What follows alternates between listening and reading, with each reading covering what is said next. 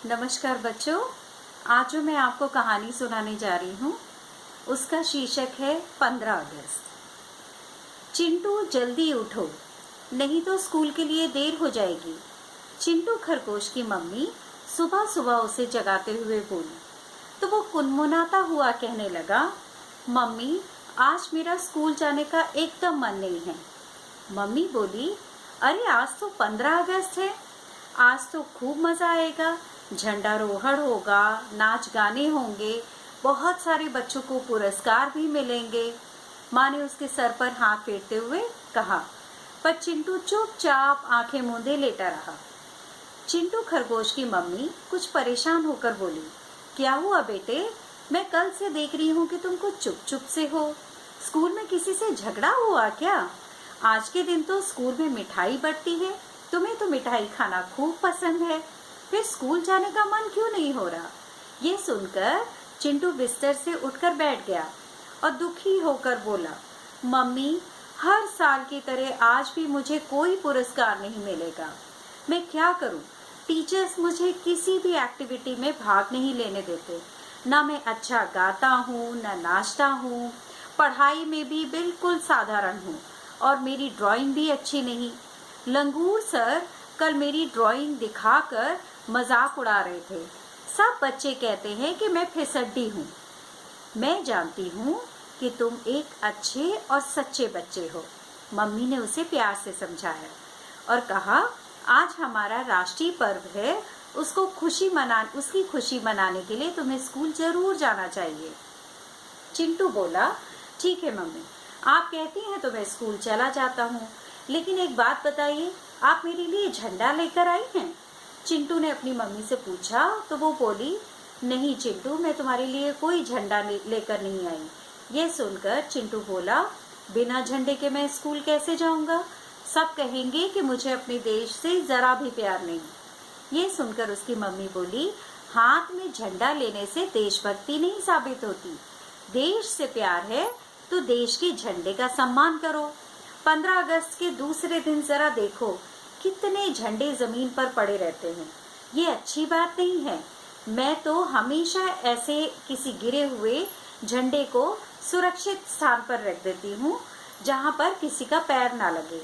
मैं तो कहती हूँ तुम भी ऐसा किया करो। माँ के समझाने पर चिंटू खरगोश बिना किसी ना नुकुर के और बिना झंडे के स्कूल जाने को तैयार हो गया। स्कूल में सभी बच्चे तिरंगा लेकर आए थे।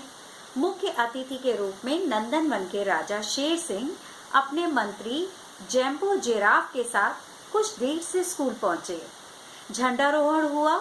उसके बाद स्कूल के प्रिंसिपल भोलू भालू ने जंगल के राजा शेर सिंह और उनके मंत्री जैम्बो जिराफ का स्वागत गीत के साथ किया। देशभक्ति से ओत-प्रोत नाच गानों को देखकर सभी उत्साहित थे।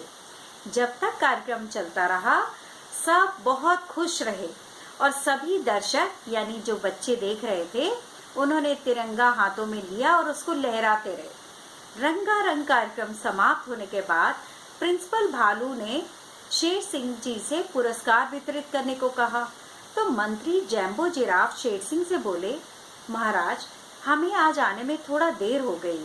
ये बच्चे सुबह से अपने स्थान पर बैठे हुए हमारा इंतजार कर रहे थे और कुछ भूखे भी होंगे, प्यास भी लगी होगी, तो क्यों ना हम अपने साथ लाई हुई मिठाई इन्हें बांट दें, उसके बाद पुरस्कार वितरण हो जाएगा। शेर सिंह और प्रिंसिपल भालू को मंत्री जिराफ की बात जच गई। शेर सिंह की सहमति पाकर प्रिंसिपल भालू ने माइक पर आकर सभी छात्रों से कहा, आप सभी काफी देर से यहाँ बैठे हैं, इसलिए 20 मिनट का आप सबको एक छोटा सा ब्रेक दिया जाता है। शेर सिंह जी आप लोगों के लिए जो मिठाई लाए हैं वो आपके बीच में बांटी जाएगी। आप सबसे अनुरोध है कि मिठाई खाने के बाद यहाँ दोबारा एकत्रित हो जाएं और फिर शांति से बैठें। तब तक मैं शेर सिंह जी को और मंत्री जिराफ जी को स्कूल दिखा देता हूँ। इस घोषणा के साथ मिठाई बंटने लगी। सब जानवरों के बीच अफरा तफरी मच गई। सभी जानवर हाथों में लिए तिरंगे इधर उधर छोड़कर मिठाई लेने की होड़ में लग गए। जमीन पर बिखरे झंडे देखकर चिंटू को अपनी माँ की बात याद आई। उसने फटाफट झंडे जमीन से उठाने शुरू किए। उसे देखकर कुछ बच्चे और उसकी हंसी उड़ाने लगे, पर चिंटू ने बिना किसी के परवाह किए सारे झंडे उठाकर सुरक्षित स्थान पर रख दिया। इधर उधर पड़े झंडे संभालकर जब वो मिठाई लेने के लिए पहुंचा तो उसके ड्राइंग टीचर लंगूर ने उसे खूब डांटा और कहा, तुम इतनी देर से क्यों आए? अब समय खत्म हो गया, चले जाओ और जाकर चुपचाप अपने स्थान पर बैठो। सभी जानवर मिठाई खाकर पानी पीकर अपनी अपनी जगह पर बैठ चुके थे और उत्सुकता से पुरस्कार वितरण की प्रतीक्षा कर रहे थे। चिंटू उदास होकर उन सबके बीच में जाकर बैठ गया। साल भर के पुरस्कार वितरण में चिंटू का कहीं नाम नहीं था। नंदन वन के स्कूल के तमाम बच्चों को पुरस्कार मिला, सभी खुश थे। केवल एक चिंटू मायूस होकर और मुंह नीचे किए हुए दुखी होकर बैठा था। उसको देखकर उसके संगी साथी फुसफुसाते हुए उसे चिढ़ाने लगे, कहने लगे, चिंटू तुम चिंता मत करो, तुम्हें फिसड्डी पुरस्कार दिया जाएगा, देखना अभी तुम्हारा नाम पुकारा जाएगा।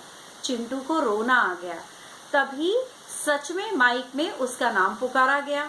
वो यह सोचकर बुरी तरह से डर गया कि कहीं वास्तव में उसका नाम फिसड्डी बच्चे के लिए तो नहीं बुलाया गया है।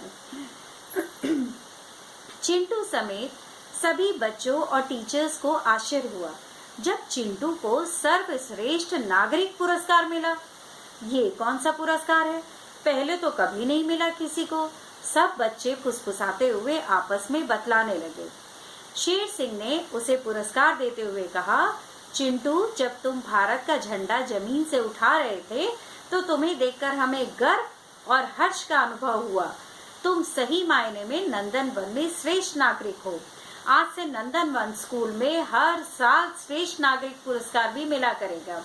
मंत्री जिराफ ने अपने भाषण में कहा, यदि आपको अपने देश से प्यार नहीं है तो आपके सभी गुण बेकार है।